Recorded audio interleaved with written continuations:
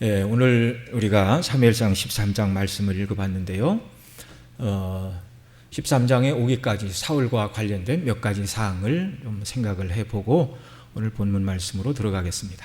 사무엘상 10장에서는 하나님께서 사울을 이스라엘 왕으로 선택하는 내용이 기록되어 있습니다. 그리고 11장에서는 암몬 왕 나하스가 길르앗 야베스를 침략하였고, 길르앗 야베스 사람들이 이제 군사력으로 대항할 수 없다고 판단이 들자 우리와 화친합시다. 우리가 당신을 섬길 것입니다. 그리고 화친을 맺고 조공을 바치겠다. 이게 길르앗 야베스 사람들이 암몬 왕 나하스에게 한 말이었습니다. 그러나 암몬 왕 나하스는 그 말을 듣고 너희가 다 오른쪽 눈을 빼야 내가 너희와 언약을 하고 너희가 바치는 조공을 받을 것이다 라고 야만적이고 폭력적인 말로 길르앗 야베스 사람들을 모욕하였고 또 전체 이스라엘에게 모욕을 주었습니다. 이 말을 들은 사울왕이 전 이스라엘의 군대를 소집하였고, 이스라엘에서 나온 30만, 유다에서 나온 3만, 도합 33만의 군사를 3대로 나누어 새벽에 기습 작전으로 큰 승리를 거두고, 이제 이로 인해 사울이 이스라엘의 실질적인 왕으로 등극을 하게 됩니다. 10장에서는 왕으로 제비 뽑혔지만 그가 겸손하고 부끄러움을 타는 사람이라 행구 사이에 숨었고, 사람들이 찾아서 보니 머리가 어깨 위나 있는 정말 건장하고 왕이 되기에 외적으로 부족함이 없는 사람이었지만 굉장히 겸손하고 수줍은 사람이었어요. 그러자 그 모습을 보고 비류들은 이 사람이 어떻게 우리의 왕이 되겠느냐 그렇게 험담하고 예물을 바치지 않고 흩어졌었죠. 그런데 11장 암몬 왕 나하스와 전쟁을 통하여 큰 승리를 거두고 이제 실질적인 왕으로 이제 등극을 하게 됩니다. 그러자 이제 12장의 내용은 왕이 실질적으로 등극을 하자 사사로서 나사를 통치했던 사무엘이 사사직의 은퇴를 말하면서 고별 설교를 하는 내용이죠. 그래서 그 핵심은 너희가 우상 숭배를 버리고 마음을 다하여 여호와만을 섬겨라. 지금껏 하나님께서 애굽에서부터 곤란과 고쪽 가운데 있는 백성들이 부르짖을 때 하나님이 그 기도를 들으시고 지금껏 구원해 주신 하나님을 기억하라. 그리고 우상을 버리고 하나님만 섬기라. 그리고 12장 25절 마지막 내용이 무엇이죠? 너희와 너희 왕이 여호와를 섬기지 않으면 너희와 너희 왕 모두가 멸망을 당할 것이다 라는 경고의 말씀으로 12장이 끝납니다. 그리고 오늘 우리가 읽은 13장이 시작이 되는데, 이 13장의 말씀은 앞서 사무엘이 사울과 백성 모두에게 권고한 대로 왕과 백성 모두가 하나님을 경외함으로 섬기는지 그렇지 않은지를 하나님께서 시험하시는 내용이 나오는데, 첫 번째 이 시험에서부터 사울과 백성들이 실패하는 모습을 본문이 보여주고 있습니다. 참된 하나님의 백성과 그렇지 않은 사람의 차이는 평상시는 잘 모릅니다. 그러나 어려운 일을 만났을 때 믿음이 없는 사람들, 또 이방인들의 특징은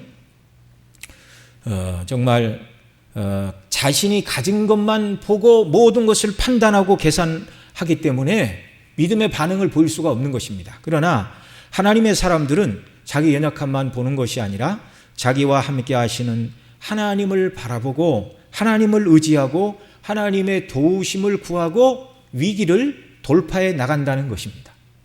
이건 벌써 다윗이 주전 1000년 전 사람이잖아요. 그러니까 다윗 이전의 왕이니까 적어도 지금부터 3000년하고도 한 50년 전에 있었던 이스라엘 땅에서 있었던 일인데, 이걸 오늘 우리가 굳이 살펴봐야 될 이유가 무엇인가? 하나님께서 그 시대 백성이나 오늘 저와 여러분을 향하여 하나님께서 원하시는 모습은 동일하다는 것입니다. 그 시대 백성들에게 하나님이 원하시는 것이 상황과 현실을 바라보지 말고 믿음으로 하나님을 바라보고 의지하여 살라고 그 시대 그 백성에게 말씀하신 것처럼 동일하게 오늘 저와 여러분에게도 그리스도인들은 눈에 보이는 삶과 형편만 의지해서 인간적인 방식으로 살아가지 말고 하나님을 염두에 두고 하나님의 도우심을 구하고 하나님의 도우심 속에 모든 일을 감당하고 승리하는 자리 되기를 원하신다는 사실입니다. 그래서 오늘 우리가 이 말씀을 살펴보는 것입니다. 오늘 본문에서 사울과 백성들에게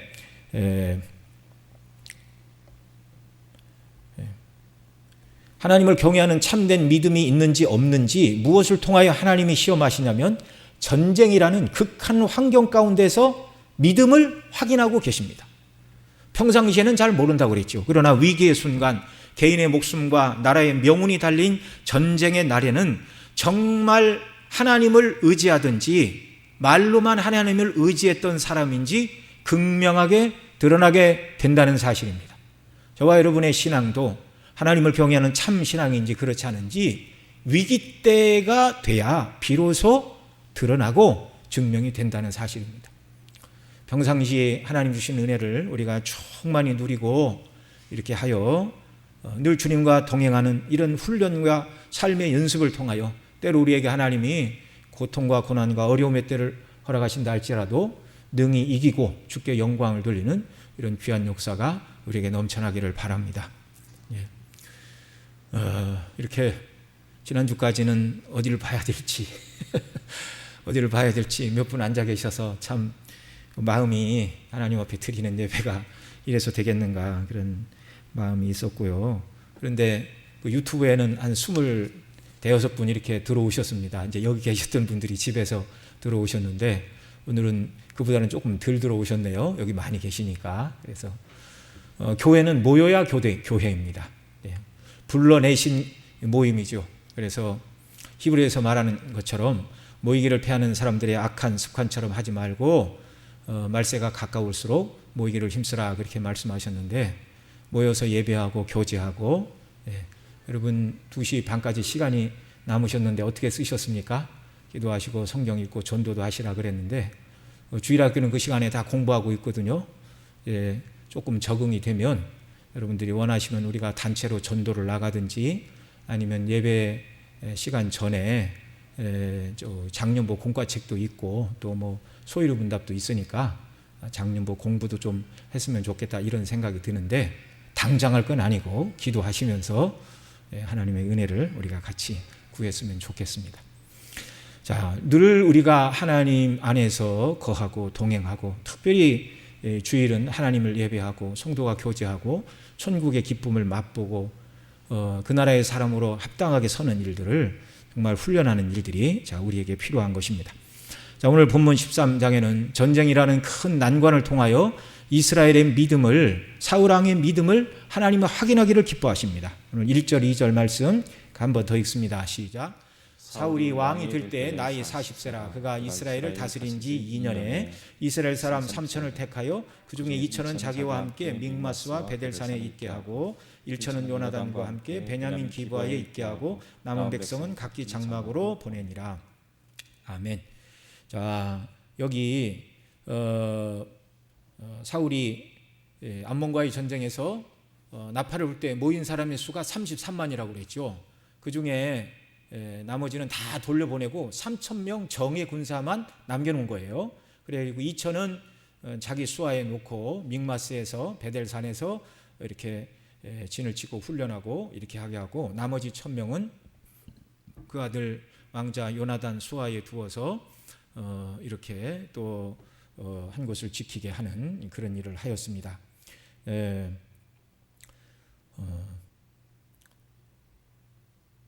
자, 그 33만 명이 다 정규군이 아니죠. 우리나라로 얘기하면 이제 예비군입니다.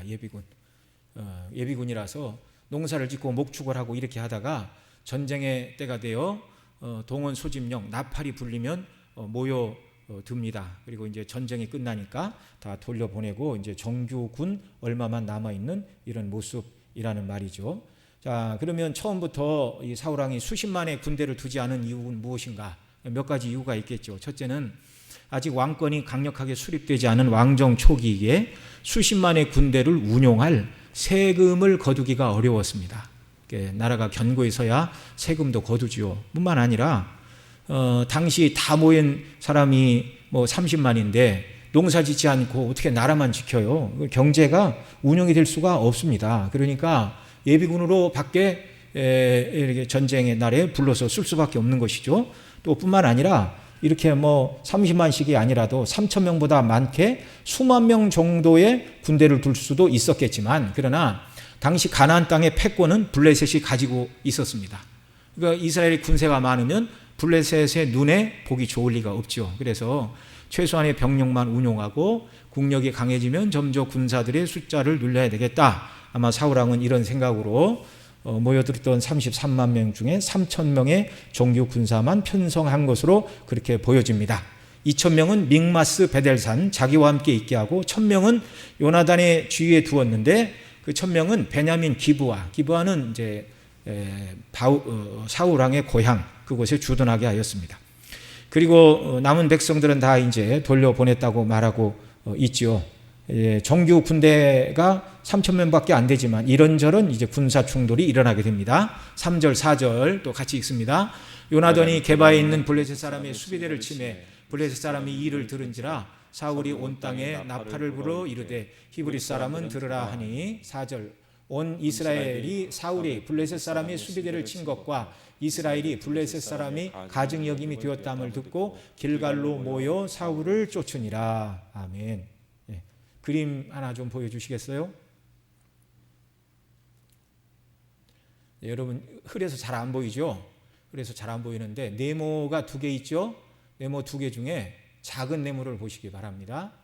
작은 네모 아래쪽에 거기 게바라고 되어 있죠. 예. 그 위에가 믹마스이고 작은 네모 믹마스 그 아래가 게바. 근데 여러분 이게 좀 확대된 지도인데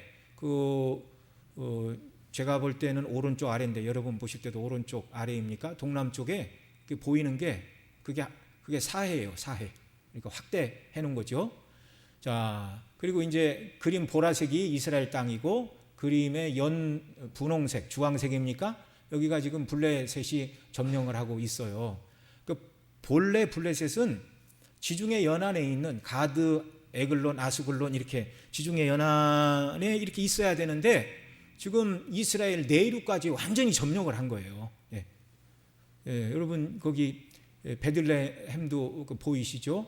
그 위에 여부스, 예루살렘 아직 다윗이 여부스를 점령하여 예루살렘으로 이름을 바꾸기 전이라 게바 아래 기브아가 있고 그 아래 이제 여부수가 있잖아요. 그래서 사울이 군대를 2,000은 믹마스 위에, 그 다음에 1,000은 요나단으로 하여금 기브아 별표, 기브아 찾으세요. 별표. 거기에 두었는데 요나단이 데리고 있던 1,000명의 군사를 가지고 슬금슬금 올라갔어요. 어디로? 게바로 올라갔어요. 그러니까 여러분 저 지도를 보시면 아시겠지만 지금 게바에 블레셋 사람들이 수비대를 두었어요. 수비대. 그러니까 실질적으로 블레셋이 엄청나게 서쪽에 있던 블레셋이 동쪽으로 동진해서 이스라엘 땅 거반을 다 먹었고 베들레헴, 예루살렘 뭐 몇 개만 남겨있는 조그마한 땅밖에 없잖아요. 그런데 그 이스라엘 중심 안에 게바에 블레셋 사람들이 수비대를 두고 있어요. 그러니까 이스라엘 눈에서 볼 때 어떻게 얘기를 해야 됩니까? 서울 한복판 중앙에 다른 나라 군대가 이렇게 진을 치고 있는 거예요. 그러니까 이게 눈에 가시입니다. 그러니까 이 게바에서 이스라엘이 무슨 일을 하나 동태를 다 살피고 전령을 보내고 이렇게 하는 거예요. 그러니까 블레셋 입장에서는 저 게바에 수비대를 둠으로 말미암아 이스라엘이 무슨 일을 하는지 동태를 파악하고 미리 준비할 수 있고 또 이스라엘 입장에서는 눈에 가시같이 엮여지는 이런 모습입니다. 그래서 요나단이 군사를 이끌고 기브아에서 그 게바로 올라가 이제 국지전을 벌인 겁니다. 이를테면. 자, 저는 이해를 가지고 오늘 본문을 계속 봅니다. 자, 블레셋은 이스라엘 깊숙한 곳에 게바에 수비대를 두어 이스라엘의 군사 행동을 견제하고 있었습니다. 요나단이 게바에 있는 블레셋 사람의 수비대를 친 것은 요나단의 단독 행동인지 사울의 명을 받은 것인지는 분명히 알기 어렵습니다. 그러나 이제 뒤에 14장 가보면 사울의 명령 없는 상태에서 요나단이 그 종자 한 사람만 데리고 블레셋 진영에 가서 싸워 큰 승리를 거두게 되죠. 미루어 보건대 사울왕은 굉장히 조심성이 많아서 아직 이스라엘과 전면전을 벌일 때가 아니다. 군사력을 길러야 된다. 이렇게 생각을 한 것으로 보이고 그러나 요나단은 하나님을 의지하여 무엇이라도 해야 된다라고 젊은 사람처럼 그렇게 정말 행동을 했던 것으로 보여집니다. 자, 이 수비대가 공격을 받자 블레셋 사람들이 나팔을 불고 군사를 모아옵니다. 이 이야기를 듣고 사울 왕도 나팔을 불어 군사를 모으는데 그 수가 얼마인지는 말하고 있지 않아요. 그래서 히브리 4절 보여주세요. 자, 길갈로 모여 사울을 쫓으니라. 그러니까 기본 3,000명 있잖아요. 믹마스에 2,000명, 기브아에 1,000명. 그리고 사울이 나팔을 불어서 전국에서 군사들이 동원돼서 오니까 적어도 전쟁을 준비하게 하여 블레셋과 대치해야 되는 군사는 3,000 플러스 알파. 그 알파가 뭐 수십만이면 좋겠죠. 그 정도 모여야 되는데 그렇지가 못했습니다. 자, 5절 보겠습니다. 블레셋 사람이 이스라엘과 싸우려 하여 모였는데 병거가 3만, 마병이 6천, 백성은 해변에 모래와 같이 많더라. 그들이 올라와서 벳 아웬 동편 믹마스에 진침해. 고대 시대에 병거가 3만이랍니다. 마병이 6천. 그 다음에 백성은 일반 군사를 말하는데 해변에 모래와 같더라. 셀 수도 없다는 거예요. 셀 수도. 당시 블레셋의 군사력은 이스라엘을 압도하고 있었습니다. 여러분, 전쟁의 날 병거가 3만. 이게 너무 많으니까 어떤 사람은 이게 혹시 필사 과정에서 뭐 좀 잘못된 거 아니냐 뭐 이렇게 말씀하시는 분들도 있는데 뭐 자세한 건 모르겠어요. 마병이 6천. 그래 이제 말을 타는 사람보다 병거가 뭐 많기는 어렵겠죠. 이건 뭐 이제 해석상의 난제인데 어쨌든 이 숫자는 이스라엘 백성들이 감당하기 어려운 수입니다. 감당하기 어려운 정도가 아니라 이 어떻게 얘기를 해야 될까요? 대학생하고 고등학생 싸움이 아니에요. 이렇게 붙으면 대학생하고 중학생 싸움도 아니에요. 대학생하고 초등학생 싸움도 아니고 대학생이 유치부와의 손목을 비트는 것과 같은 전쟁의 형국입니다. 그러나 당시 이스라엘은 제대로 된 무기도 없었어요. 19절 이하에 보면 블레셋은 이미 철기 문화가 도입되어 있었는데 블레셋 사람들은 이 철기 문화를 이스라엘 사람들에게 전파해 주지 않았어요. 왜 그래요? 19절 같이 읽습니다. 때 이스라엘 온 땅에 철공이 없어졌으니 이는 블레셋 사람이 말하기를 히브리 사람이 칼이나 창을 만들까 두렵다 하였습니다. 그래서 철기 기술을 가르쳐 주지 않아서 이스라엘 백성들은 창칼이 없었고 농기구, 뭐 칼, 호미, 낫 이런 것을 벼리려면 블레셋의 대장간으로 가서 연장을 벼려서 돌아왔다. 그렇게 20절, 21절에서 말합니다. 20절, 21절 또 읽습니다. 온 이스라엘 사람이 각기 보습이나 삽이나 도끼나 꽹이를 베리려면 블레셋 사람으로 내려갔는데 곧 그들이 꽹이나 삽이나 쇠사랑이나 도끼나 쇠책직이 무딜 때에 그리하였으므로. 그래서 전쟁의 날 이스라엘 가운데 칼을 차고 있는 사람은 단 2사람밖에 없어요. 22절 그 사람이 누구입니까? 싸우는 날에 사울과 요나단과 함께한 백성의 손에는 칼이나 창이 없었고 오직 사울과 그 아들 요나단에게만 있으니라. 나머지 3천 플러스 이제 얼마가 올지 모르지만 이 사람들 손에는 이제 낫, 꽃갱이, 쇠달린 농기구 이거 들고 싸우는 거예요. 죽창. 오직 사울과 요나단의 손에만 칼이 있었고 그런데 블레셋은 마병이 참 어마어마한 숫자를 말하고 있잖아요. 아까 뭐라고 그랬어요? 병거가 3만, 마병이 6천. 백성은 해변에 모래 같더라. 이스라엘을 침략하는 블레셋 사람들은요 다 칼을 차고 나오는 사람들이에요. 그래서 이 싸움은 대학생이 유치원생 팔목을 비트는 것과 마찬가지다라는 말씀입니다. 자, 블레셋 입장에서는 이스라엘이 왕을 세우고 얼마 전 암몬과의 전쟁에서 승리를 거두어 사기가 많이 올랐다는 얘기를 들었는데 사울 왕조가 시작되려는 그때에 얼마 되지 않는 군사로 게바에 있는 블레셋의 수비대를 공격했다. 그러니까 이 블레셋 사람들이 이거 사울의 싹을 잘라야 되는구나. 이스라엘에 대한 영향력을 유지하기 위하여 사울의 싹을 자르고 싶었습니다. 블레셋 입장에서는 틈만 보면 이스라엘을 공격하고 싶었는데 울고 싶은 사람 뺨을 때려준 격입니다. 그래서 군사력을 총동원하여 병거가 3만, 마병이 6천, 그리고 해변의 모래와 같은 수많은 군사들이 쳐들어왔습니다. 이 모습을 보고 이스라엘 백성들은 어떻게 되었어요? 그들이 하나님과 그 행사를 기억해야 되는데 이 모습을 보고 이스라엘이 충격에 빠지게 됩니다. 6절, 7절 같이 읽습니다. 이스라엘 사람들이 위급함을 보고 절박하여 굴과 수풀과 바위 틈과 은밀한 곳과 웅덩이에 숨으며 어떤 히브리 사람들은 요단을 건너 갓과 길라 땅으로 가되 사울은 아직 길갈에 있고 그를 쫓는 백성들은 떨더라. 그 엄청난 군사력을 보자 이스라엘 백성들은 3,000명의 정규군이 있고 그 다음에 나팔을 불자 모여오던 사람들이 있었는데 얼마가 모였었는지는 말도 안 해요. 그런데 그 엄청난 블레셋의 군대, 병거가 3만, 마병이 6천, 해변의 모래와 같은 칼을 찬 군사들을 보고 이스라엘 사람들이 절박하여 어떻게 했어요? 숨었어요. 굴과 수풀과 바위 틈과 은밀한 곳과 웅덩이에 몸을 숨기고 다 도망갔습니다. 그리고 일부는 요단 동편 길르앗 땅, 갓과 그 다음에 므낫세 지파가 있던 그 땅으로 도망쳤어요. 그리고 여러분 그 뒤에 보면 사울과 함께 남은 군사의 수가 몇 명이라고 말씀을 하죠? 600명. 15절 같이 읽습니다. 사무엘이 일어나 길갈에서 떠나 베냐민 기브아로 올라가니라. 사울이 자기와 함께한 백성을 계수하니 600명 가량이라. 3,000명의 정규군 플러스 알파의 군대가 와도 싸움이 어떻게 될지 모르는데 모여오던 사람들 정규군까지 다 도망갔어요. 겨우 600명 남았어요. 600명 남았습니다. 자, 기가 막히죠. 사울왕 입장에서는 정말 낙심이 되길 수밖에 없는 것입니다. 자, 도대체 무엇이 문제이죠? 그들 눈에 보기에는 블레셋의 그 엄청난 군사만 눈에 들어온 거예요. 자기들과 함께 하신 여호와 하나님의 권세와 능력과 영광은 백성들이 생각을 하고 있지 못한 것입니다. 그만큼 그 시대가 영적으로 타락한 그런 시대였습니다. 참 기가 막히죠.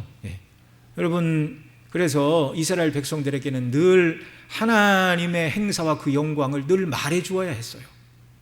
이 백성들이 늘 자주 모여서 그들이 창세기를 읽고 출애굽기를 읽고 민수기, 신명기, 여호수아서를 계속 이렇게 읽고 하나님을 예배했다면, 그래서 애굽 땅 종되었던 곳에서 하나님께서 애굽에 10가지 재앙을 내리시고 그 백성을 애굽 바로왕의 항복을 받으시고 이끌어내시고 홍해에서 죽을 뻔한 위치에 홍해를 가르시고 그 백성은 건너게 하시고 그들을 추격하던 애굽의 모든 군사들은 홍해에서 다 수장시켜 버리신 이런 일들, 먹을 것이 없는 광야에서 만나와 메추라기 생수를 반석에서 내어 먹이시는 그런 하나님의 은혜, 40년간 의복과 신발이 떨어지지 않도록 붙들어 주시고 낮에는 구름기둥 밤에는 불기둥으로 날마다 인도해 내신 그 하나님의 놀라운 행사를 그들이 날마다 예배로 모여 기억하고 찬미하고 그 하나님을 의지하여 하루하루를 살았다면 병거가 3만 마병이 6천 해변의 수많은 블레셋 사람의 군대를 보고 두려워하지 않았을 것입니다. 이들이 두려워 떠는 건 하나님을 까맣게 잃어버린 거예요. 앞에 암몬과의 싸움을 임할 때 11장 6절 7절에 보면 이렇게 말합니다. 사울이 이 말을 들을 때 하나님의 신에 크게 감동되매 그 노가 크게 일어나서 한결이 소를 취하여 각을 뜨고 사자의 손으로 그것을 이스라엘 모든 지경에 두루 보내어 가로되 누구든지 나와서 사울과 사무엘을 쫓지 아니하면 그 소들도 이와 같이 되리라 하였더니 여호와의 두려움이 백성에게 임하매 그들이 한 사람같이 나온지라. 그래서 33만 명이 모였다가 흩어진 지 얼마 안 돼요. 그때가 1년이었고 지금이 2년이면 1년밖에 시간이 지나지 않은 겁니다. 그런데 그때 승리의 비결은 여호와의 신이 함께한 것이고 지금은 그들이 하나님의 행사를 기억하지 않으니 하나님의 성령의 감동하심이 그들에게 없었습니다. 그러자 그들이 더 두렵고 눈에 보이는 이 블레셋의 엄청난 숫자를 보고 백성이 두려워 떨고 도망치고 숨는 이런 일들, 성령의 감동하심이 없습니다. 저와 여러분 날마다 그리스도의 십자가를 생각하고 바라보고 낮에도 말씀을 드렸지만 성령으로 충만해야 되는 이유가 그렇게 무장되어 있어야 우리가 주의 뜻대로 하루하루 순종하며 살아갈 수 있기 때문임을 믿으시기 바랍니다. 이들은 상황만 바라봤지 그 상황 너머에 창조주 하나님, 모든 것을 통치하시는 주권의 하나님을 바라보지 않고 의지하지 않았다는 것입니다. 사무엘은 사사직을 은퇴하는 고별 설교에서 애굽에서 지금껏 너희를 인도하신 여호와를 기억하고 우상을 따르지 말며 하나님을 경외하며 너희 마음을 다하여 하나님을 섬기면 절대로 하나님께서 그 이름을 위하여 너희를 버리지 않으시리라. 그게 사무엘상 12장. 그러나 왕과 백성이 하나님을 버리면 너희는 망할 것이다. 그 경고로 사무엘 12장이 끝을 났잖아요. 성도는 어떤 형편과 처지에 있어든지 하나님을 먼저 생각하고 의지하고 도우심을 구해야 하는 자들로 부르심을 받은 줄을 믿으시기 바랍니다. 이 사람이 성도예요. 위기와 고난의 때 사람 바라보고 도울 사람 찾고 어떻게 하면 빠져나갈 수 있는 길을 찾는가, 이걸 연구하는 게 아니라 먼저 하나님 앞에 엎드리는 사람이 성도인 줄 믿으시기 바랍니다. 모든 일을 감당하되 성령의 감동과 충만과 도우심 속에서 모든 일을 행하는 자가 되기를 소원해야 돼요. 하나님을 온전히 의지하지 못하고 신뢰하지 못하자 백성들은 블레셋 사람을 두려워하여 굴과 수풀과 바위 틈과 은밀한 곳과 웅덩이에 숨기 바빴고 요단 땅을 건너 요단 동편 길르앗 므낫세 땅으로 도망치기 급급하고 600명 남았습니다. 두렵고 떨리기는 사울왕도 마찬가지였습니다. 이런 상황에서 사울왕이 이제 망령된 일을 행하였다고 사무엘의 책망을 받게 되는데요. 8절로 12절 우리 한 절씩 같이 읽습니다. 사울이 사무엘의 정한 기한대로 이레를 기다리되 사무엘이 길갈로 오지 아니하니 백성이 사울에게서 흩어지는지라. 사울이 가로되 번제와 화목제물을 이리로 가져오라 하여 번제를 드렸더니 번제 드리기를 필하자 사무엘이 온지라. 사울이 나아가 맞으며 문안하매 사무엘이 가로되 왕이 행한 것이 무엇이뇨? 사울이 가로되 백성은 나에게서 흩어지고 당신은 정한 날 안에 오지 아니하고 블레셋 사람은 믹마스에 모였음을 내가 보았으므로.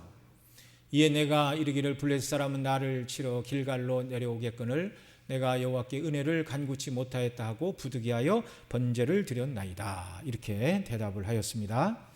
자, 8절에 사울이 정한 기한대로 이레를 기다리되, 자세한 내용을 기록하고 있지 않지만 사무엘은 사울에게 7일 후에 사울이 있는 길갈로 가서 제사를 드리고 하나님의 말씀도 전하겠다, 그 전쟁에 함께 참여하겠다, 이런 전갈이 이미 오간 것을 우리가 알 수 있습니다.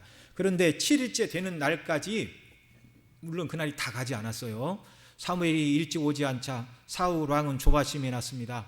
눈앞에서 백성들은 계속 숨고 흩어지고 도망가고, 그래서 사무엘은 기다리지 못하고 번제와 화목제를 가지고 오라고 하여 자기가 제사를 드렸습니다. 그런데 번제를 드리자마자, 번제를 드리는 시간이 얼마나 길었을지는 모르겠어요. 잡아야 되고 껍질을 벗기고 각을 뜨고 그 다음에 그 제물을 다 불러서 태워 드려야 됐으니까 몇 시간은 걸렸겠죠.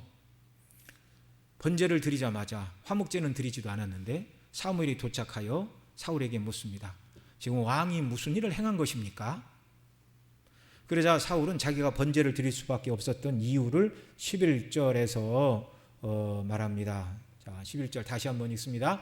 사무엘이 가로되 왕이 행한 것이 무엇이뇨? 사울이 가로되 백성은 내게서 흩어지고 당신은 정한 날 안에 오지 아니하고 블레셋 사람은 믹마스에 모였음을 내가 보았으므로. 여기서 사울왕은 세 가지 이유를 대요. 사울왕이 처한 세 가지 고통스러운 삼중고의 현실. 첫째는 무엇입니까? 백성은 내게서 흩어지는데 당신은 정한 날 안에 오지 않고 7일을 기다리라 그랬을 때 한 이틀 만에 왔으면 좋았겠죠, 사울왕의 입장에서는. 그런데 7일 아침이 되었는데도 안 와요. 물론 7일이 다 지나고 제사를 드린 것은 아닙니다.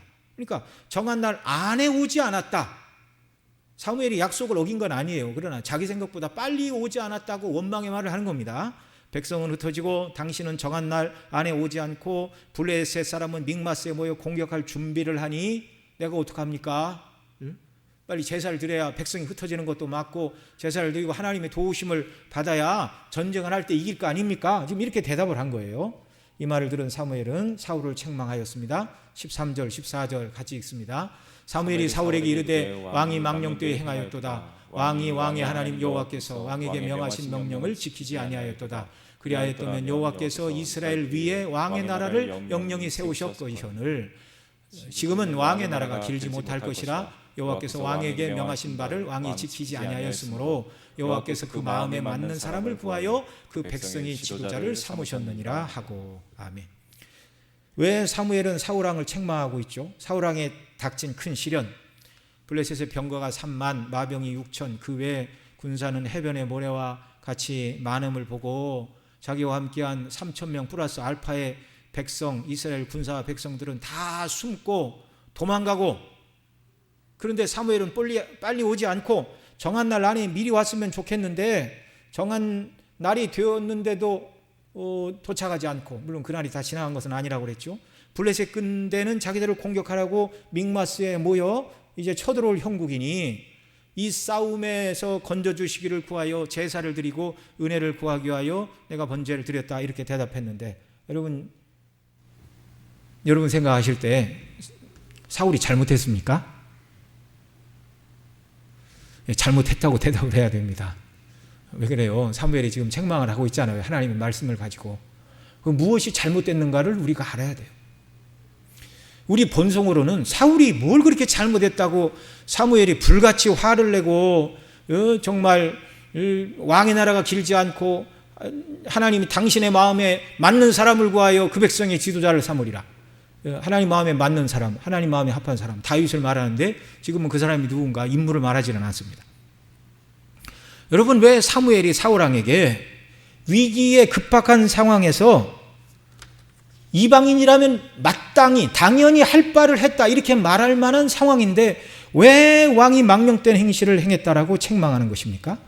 그것은 13절에 말하는 것처럼 왕이 하나님 여호와께서 왕에게 명하신 명령을 지키지 않았기 때문에 그렇습니다. 그러면 사울왕이 하나님 여호와께서 사울왕에게 명하신 것을 지키지 않은 것, 어떤 것을 지키지 않았죠? 첫째는 그는 하나님께서 사무엘을 통하여 정하여 주신 기간인 이레를 기다려야 했습니다. 이레가 다 지나지 않았는데 번제를 드렸잖아요. 하나님이 약속했으니 하나님이 약속하신 날 끝까지 기다려야 돼요. 자기 마음의 생각에 제사를 못 드리고 백성이 흩어지고 블레셋이 침략을 하면 나라가 망할 수도 있는데, 그런 생각이 들면 그래, 하나님의 뜻이면 쳐내려올 수도 있고 우리가 땅을 빼앗기고 이 전투에 질 수도 있겠지. 그러나 이렇게 기다리라고 말씀하신 하나님의 뜻이 있을 거야. 나는 그 뜻을 순종하겠다. 이렇게 믿음으로 사울왕이 결단을 했어야 한다는 말입니다. 여러분, 하나님의 뜻대로 하지 않으면 성공할 것 같고 하나님의 뜻대로 하면 실패할 것 같은 세상의 일들을 만날 때 여러분은 실패하기를 선택하시기 바랍니다. 하나님은 망하게 두지 않으세요. 하나님의 뜻대로 순종하다 망하겠다는 결심을 하시기 바랍니다. 하나님이 찾으시는 사람은 이런 사람이에요. 사무엘상 2장에 말씀해 주셨죠. 나를 존중히 여기는 자를 내가 존중히 여기고 나를 멸시하는 자를 내가 경멸히 여기리라. 천지만물을 지으신 하나님, 그 능력으로 지으신 만물을 지금도 통치하시고 다스리시는 그 하나님이 여전히 살아계시고, 우리는 너무 곤란해요. 하나님 뜻대로면 망할 것 같으니까 이번만 눈 감아주세요 말하는 그 순간이라도, 아니야, 내 뜻대로 해야 돼. 나의 능력은 창조로부터 지금까지 조금 더 감하여지지 아니하였느니라 말씀하시는 줄 믿으시기 바랍니다.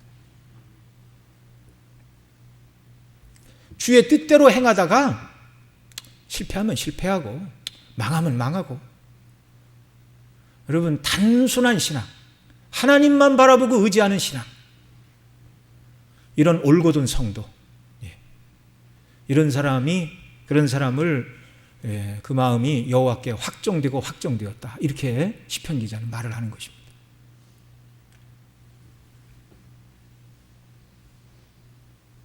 사울왕은 하나님의 시간표를 믿지 않았습니다. 하나님께서 선지자를 통하여 약속하신 날이 지나면 이스라엘이 그 전쟁에서 패하는 것입니까? 군사의 수가 부족하면 싸움에서 지는 것입니까? 세상 방식은 그렇지만 지금껏 이스라엘이 군사의 수가 많아서 전쟁에서 이겼습니까? 그렇지 않잖아요. 사무엘 시대에 미스바에서 블레셋을 물리쳤을 때 하나님께서 우레를 바라사 무기가 하나도 없는 이스라엘, 무장하고 온 블레셋을 하나님이 우레를 바라사 그들을 다 물리치시고 이스라엘은 그들의 뒤를 쫓아가 그냥 그냥 노량물을 건졌을 뿐이에요.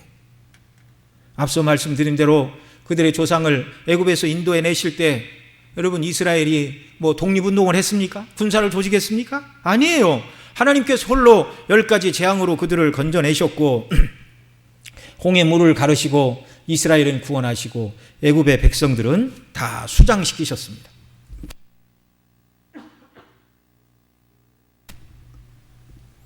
온전히 하나님을 예배하지 않고 말씀으로 훈련받지 못한 시대에 하나님의 행사를 다 잃어버렸어요.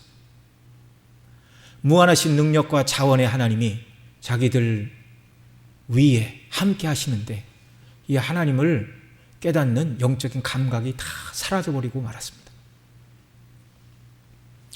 무슨 일이 있어도 사울왕은 하나님을 신뢰함으로 사무엘을 통하여 주신 하나님의 명령, 이래를 기다리라면 기다려야 되고, 백성이 다 흩어져도 군사 없이 하나님의 능력으로 얼마든지 우리를 구원해 내실 것이다. 하나님의 뜻대로 내가 순종하다가 땅을 좀 빼앗긴다 할지라도 하나님께서 그 모든 것을 책임지시리라라는 견고한 믿음이 사울왕에게 필요했던 것입니다. 그 믿음이 없었어요. 7일째 되는 날까지 잘 기다렸는데 마지막 몇 시간을 기다리지 못했습니다.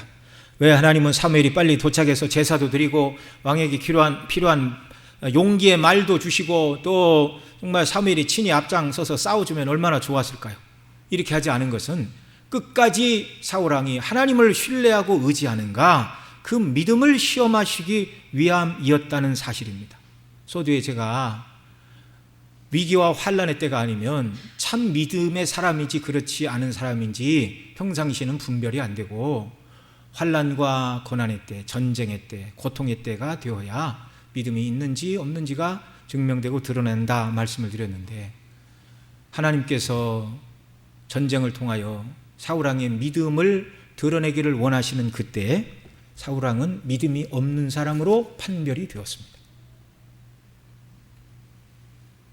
이 믿음은 어떤 믿음입니까? 너는 형편과 상황 속에서도 끝까지 세상 방식, 곧 군사의 많음으로 기뻐하고 군사에 적으면 슬퍼하고 군사가 많으면 싸움에서 이기고 이런 생각이 아니라 군사가 없어도 하나님께서 그 대적의 손에서 능히 우리를 이 백성을 그 이름을 위하여 구원해 내시리라라는 하나님만을 바라보는 견고하고 확신에 찬 믿음을 하나님은 찾고 계십니다. 그 다음 사울왕이 또 잘못한 것이 무엇이냐면 제사를 드린 동기가 잘못되었습니다. 자신이 해서는 안 되는 일이 제사를 드리는 일이에요. 사울은 제사장이 아니지 않습니까? 여호와의 법을 어겼어요. 기름 부음 받고 우리 낮에 배운 것처럼 정말 레위 지파 사람 중에 씻기고 옷을 입히고 기름을 부어 세운 제사장들만이 제사를 드려야 되는데 왕이 이런 일을 행하고 있어요. 그러니까 그가 제사장이 아님에도 제사를 드리는 목적이 뭐예요? 제사를 드려야 백성들이 마음이 안정되고 백성들이 더 이상 흩어지지 않겠다. 예. 인간적인 생각으로 하나님의 정해주신 규례를 어기고 죄를 짓고 있는 것입니다.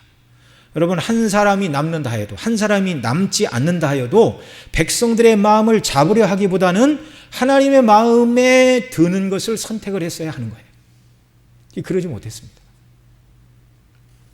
참지 못하여 믿음이 없음을 드러내었고 자기가 제사를 드림으로 말미암아 사람의 마음을 얻고자 하나님을 잃어버렸습니다. 또한 제사를 드린 동기가 잘못되었는데요. 전쟁이 일어났을 때 번제와 화목제를 드리지 못한 상태로 전쟁이 일어나면 패하게 될 것이라는 생각을 사울왕이 가지고 있었던 겁니다. 앞서 사무엘상 7장에 보면 미스바의 기도회로 모였을 때 블레셋이 쳐들어왔죠. 백성이 사무엘에게 기도해달라고 하자 사무엘이 젖 먹는 어린 양을 취하여 온전한 번제를 드리고 하나님께 기도할 때 하나님께서 우레를 통하여 블레셋 군대를 멸하셨어요. 그러니까 그 모습을 보고 하나님은 번제를 받으시고 난 다음에 이스라엘을 위해서 싸워주시는구나. 번제만 드리면 하나님 싸워주시는구나. 여러분, 이게 뭐예요? 이게 미신적인 생각이에요. 미신적인 생각. 과거 이스라엘이 법궤를 앞세우고 블레셋과의 싸움에 나가 법궤를 빼앗기고 전쟁에 패하고 말았죠. 법궤만 앞장 세우고 나가면 전쟁에 승리한다. 번제만 드리면 하나님이 싸워 이겨주신다. 똑같이 잘못된 생각입니다. 번제는 내 죄를 대신하여 짐승이 죽는다는 것을 고백하는 제사이죠. 내 죄로 인하여 중보자이신 그리스도께서 죽으실 것을 예표하는 제사를 드리고 주님의 은혜로 구속함을 받았습니다. 살든지 죽든지 주님의 뜻대로 우리를 사용하여 주시기를 원합니다. 이게 제사 드림의 본질 아닙니까? 그런데 사울왕은 제사만 드리면 무조건 이기게 하실 것이라는 잘못된 동기와 믿음에서 제사를 드렸어요. 이런 몇 가지 이유들. 그래서 사무엘은 왕이 망령된 일을 행했다라고 책망을 한 것입니다. 사울은 군사가 흩어지는데 더 이상 하나님을 기다릴 시간이 없다고 말하고 있습니다. 하나님은 사울에게 전쟁은 타이밍도 아니다. 군사력이 있음도 아니다. 온전히 나를 신뢰하면 너를 지키고 너를 복되게 할 것이다. 믿음 있는 너를 통하여 나는 영광을 받을 것이다. 이것을 보여주기를 원하셨는데 사울왕은 실패하고 말았습니다. 저와 여러분 모두 정말 천지만물을 지으신 하나님, 그리스도 안에서 우리를 위하여 그 아들을 내어주신 하나님, 그 하나님은 창조 이래 지금껏 능력과 권세와 영광과 저와 여러분, 당신의 백성을 향하신 하나님의 사랑은 조금도 줄어들지 않았다는 사실을 여러분 믿으시기 바랍니다. 예. 여러분 위기의 때 우리가 어떻게 그 위기를 벗어날 수 있어요? 하나님의 능력과 하나님의 사랑, 하나님의 은혜, 그리스도의 십자가를 붙들고 그 영광으로 충만하고 또 성령께서 우리로 하여금 그 영광에 사로잡히게 하실 때 형편과 상황을 바라보지 않고 끝까지 하나님의 말씀대로 순종하고 하나님을 경외하는 사람으로 살게 되는 줄 믿습니다. 이러한 은혜를 주께서 저와 여러분 모두에게 넘치도록 부어주시기를 바랍니다. 기도하시겠습니다. 사랑하시는 아버지 하나님, 고맙고 감사합니다. 성경을 통하여 오늘 우리에게 사람의 수나 때나 인간적인 형편과 처지를 의지하지 말고 전지전능하신 하나님을 바라보고 하나님의 뜻대로 순종하면 망할 것 같아도 망하지 않으니 하나님의 뜻대로 하다가 오히려 정말 내가 망하겠습니다라는 이런 자세를 가지고 주의 뜻대로 순종하는 자를 통하여 하나님의 영광 받기를 원하시는데 오늘 저희 모두가 하나님 마음에 합당한 성도들로 경고히 서도록 은혜를 베풀어 주옵소서. 우리를 사랑하시되 하나님의 아들 예수님을 우리 위에 대속의 제물로 내어주시기까지 우리를 사랑하신 그 사랑 안에서 우리를 끊을 자가 없다는 것을 늘 기억하게 하시고 그 어떤 것도 우리를 사랑하는 하나님의 사랑에서 죽음이나 생명이나 적신이나 위험이나 칼도 우리를 끊을 수 없다는 사실을 깨닫고 견고한 하나님의 권능과 사랑과 은혜 가운데 견고히 서서 주님의 마음을 기쁘시게 하는 자들로 살아가는 성도들이 다 되게 하여 주옵소서. 우리 구주 예수님의 이름으로 기도드리옵나이다. 아멘. 찬송 399장, 새 찬송가 546장 찬송 드리시겠습니다.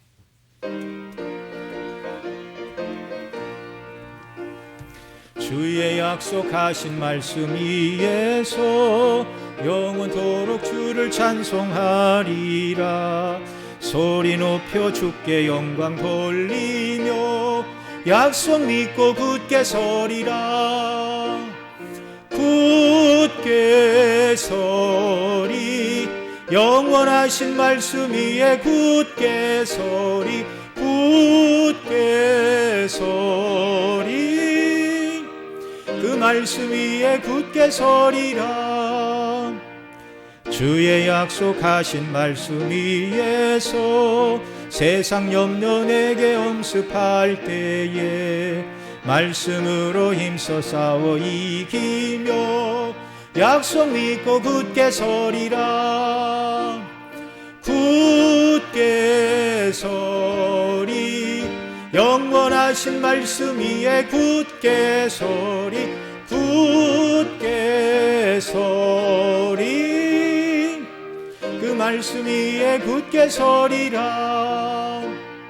주의 약속하신 말씀 위에서 영원하신 주의 사랑 힘입고 성령으로 힘써 싸워 이기며 약속 믿고 굳게 서리라.